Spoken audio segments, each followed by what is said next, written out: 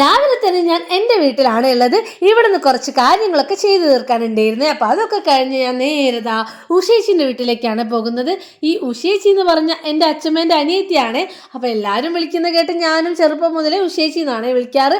അതൊക്കെ കഴിഞ്ഞതാ ചെക്കൻ ഇവിടെ നല്ല കളിയിലാണ്. പണ്ടൊക്കെ ഞാൻ എപ്പോൾ ബോറടിച്ചാലും നേരെ ഓടി ഉഷേച്ചിൻ്റെ വീട്ടിലേക്കാണ് വരാറ്. കാരണം ഉഷേച്ചിൻ്റെ ഫുഡ് കഴിച്ചാൽ എൻ്റെ എല്ലാ ബോറടിയും മാറും.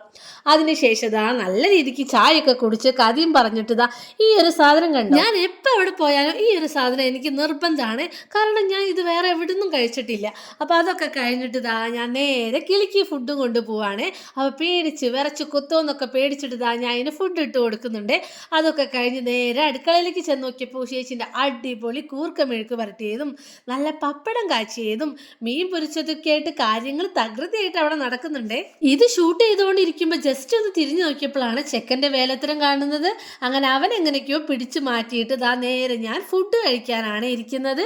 അങ്ങനെ ഉഷേഷിന്റെ അടിപൊളി ചോറും കറികളും കൂട്ടിയിട്ട് നല്ല രീതിക്ക് ഫുഡും കഴിച്ച് നേരെ ചേച്ചീനെ കാണാനാണ് പോകുന്നത്.